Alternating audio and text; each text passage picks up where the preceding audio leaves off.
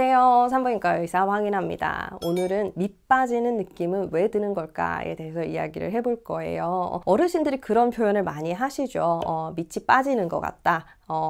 혹은 밑이 묵직하다. 또 뭐 자궁이 빠졌다 이런 얘기 들어보셨을 거예요. 자궁 탈출증, 계란 같은 이런 것이 튀어나왔다 라고 말씀을 하시기도 하죠. 실제로 자궁이 튀어나올 수 있습니다. 특히 이전에 출산을 많이 하셨던 분들, 아기 6, 7 낳으신 어르신들 같은 경우는 빠질 수 있어요. 그리고 이런 위험도는 질이 헐겁고 입구가 넓고 이러실수록 증가를 할 수가 있는데, 특히 그 중에서도 복압이 많이 증가를 할 경우, 내가 습관적으로 변비가 심해서 계속 이제 힘을 준다든지, 아니면 이제 쭈그리고 앉아서 일을 하시는 분들, 옛날에 밭일 한다고 쪼그리고 앉아 있으시던 분들 많이 생겼어요. 무슨 일을 하실 때 김장을 해도 쪼그리고 앉는 게 편한 분들이 있어요. 그럴 때 이제 저는 웬만하면 낮은 의자 같은 거 대고 앉으시라고 말씀을 드리죠. 쪼그리고 앉아 있으면 아무래도 복압이 생기면서 아래쪽으로 힘이 주어질 수밖에 없어요. 그래서 이제 질 쪽에 그런 탄력이 없거나 이런 이완이 많이 일어나 있는 경우에는 처음에는 질벽부터 빠져나옵니다. 질도 이렇게 둘러가면서 원통형으로 생겼다고 보시면 돼요. 맨 처음 빠지는 거는 질 앞쪽 벽인 경우가 많아요. 질 앞쪽 벽이 조금 더 부드럽고 약하고요. 밑에서 받쳐주는 근육이 없어요. 그래서 질 앞쪽 벽이 좀 더 많이 빠집니다. 그리고 거기서 진행이 더 되면 뒤쪽 벽까지 빠지기 시작하는 거죠. 양옆은 빠지지 않아요. 이게 구조상 질 앞쪽 벽 그 앞에 방광이 있거든요. 그래서 질 앞쪽 벽이 빠지기 시작하면요, 방광의 위치가 이상해져요. 그래서 소변을 볼 때 처음에 생기는 증상은 이제 소변이 잘 새는 거죠.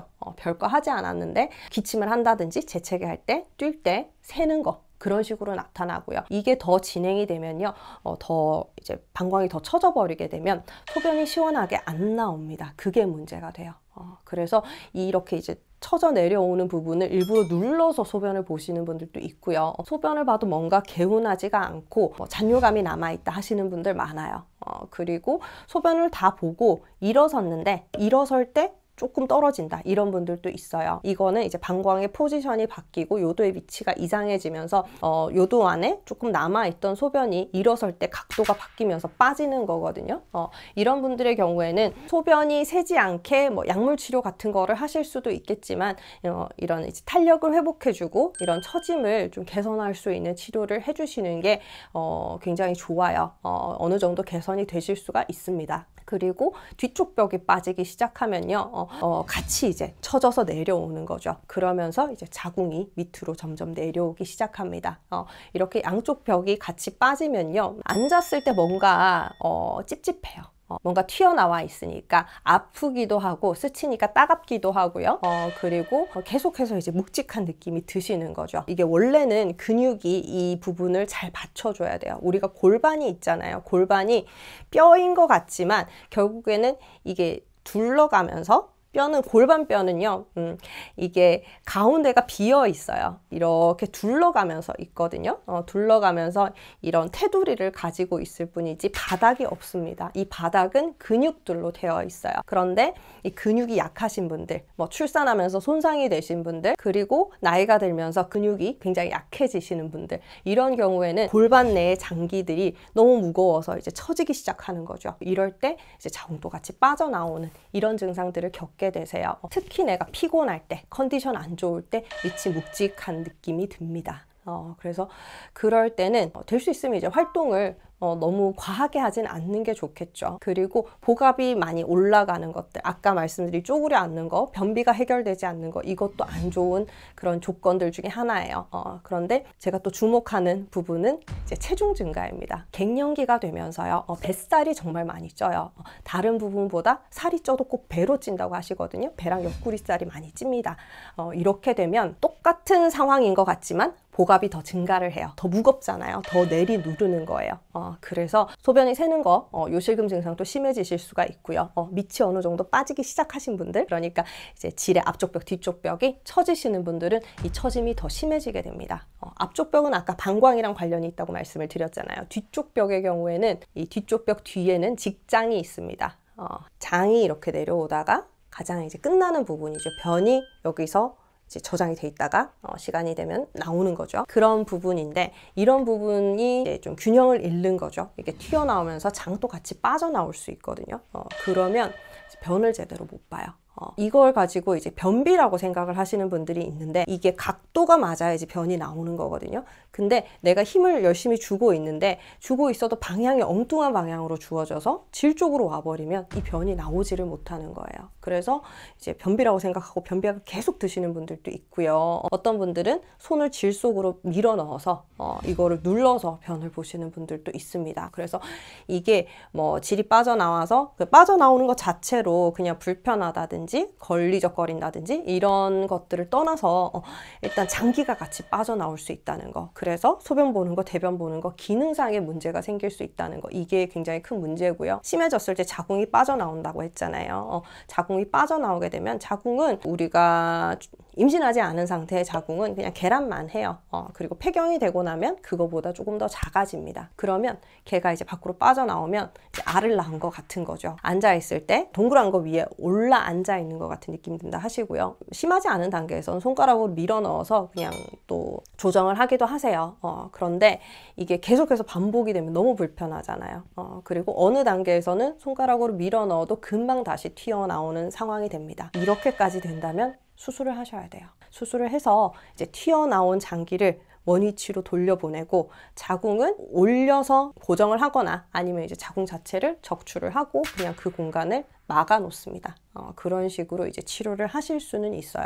그런데 가장 좋은 거는 어느 정도 단계에서 더 심해지지 않으면 좋겠죠. 이 수술도 하셔서 어느 정도 교정을 하실 수는 있겠지만 저는 기본적으로 모든 수술은 안 하는 게 최고가 아닐까라고 생각을 해요. 안 하실수록 좋습니다. 그러니까 좀 심하지 않은 단계에서 좀 개입을 해서 관리를 잘 하셔서 더욱 심하게 진행이 되지 않게끔 해주는 게 굉장히 중요해요. 이게 뭐 실제로 빠져나오는 경우 외에도요, 묵직하다는 느낌이 드실 때가 있는데요. 이런 거는 내가 뭐 아까처럼 컨디션이 안 좋을 때 그럴 수 있어요. 혹은 생리를 할 때 질 밖으로 이런 생리혈이 빠져나오겠죠. 그런데 이렇게 아래쪽으로 빠져나오는 것 외에도 뱃속에 고이는 것들이 있어요. 나팔관을 타고 뱃속에서 복강 안에 고이게 되는 피가 있거든요. 그래서 이것 때문에 더 무거운 느낌이 드시는 거예요. 그래서 묵직하다라고 하시기도 하고요.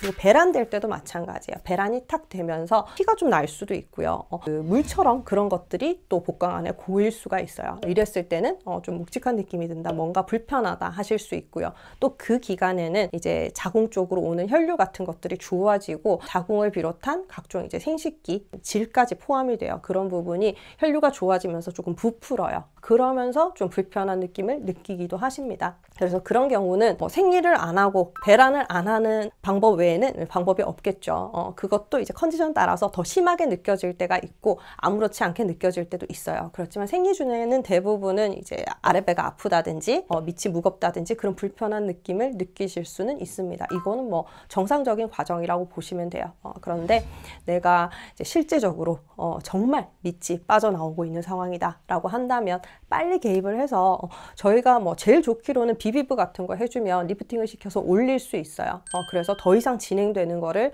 막아줄 수 있습니다. 그리고 현재 상황에서 더 개선이 되실 수도 있어요. 그런데 이거를 그냥 놔뒀을 때 그리고 뭐 변비가 해결되지 않고 계속 쪼그리고 앉아서 생활을 하고 이런 식으로 이제 복압이 계속 증가하는 상황을 맞는다라고 한다면 이게 나이 들면서 더 약해지잖아요. 더 많이 빠져나옵니다. 결국에는 수술을 하셔야 되는 단계가 되는 거예요. 수술하는 거 고생 많이 하시거든요. 일주일 정도 입원해 있으면서 소변줄 넣어놓고 이렇게 생활을 하시게 되는데 굉장히 힘듭니다. 많이 아파요.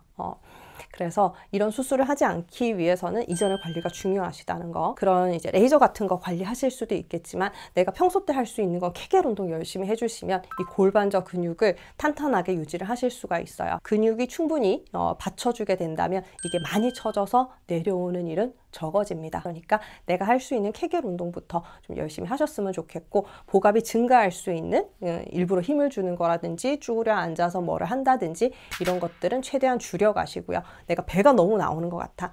다이어트 하셔야 됩니다.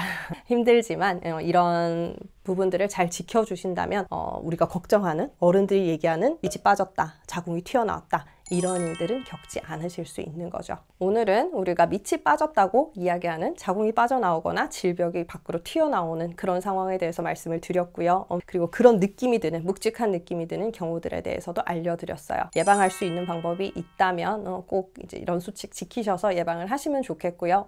어느 정도 진행이 됐다면 꼭 의사랑 상담을 하셔서 수술적인 방법이든 레이저 같은 방법이든 좀 해결을 하실 수 있으면 좋겠습니다. 생활 너무 불편하니까 이런 것도 다 치료하는 방법이 있거든요. 꼭 의사와 상의하실 수 있기를 바랄게요. 오늘 영상도 봐주셔서 감사합니다. 다음 시간에 봬요. 바이바이.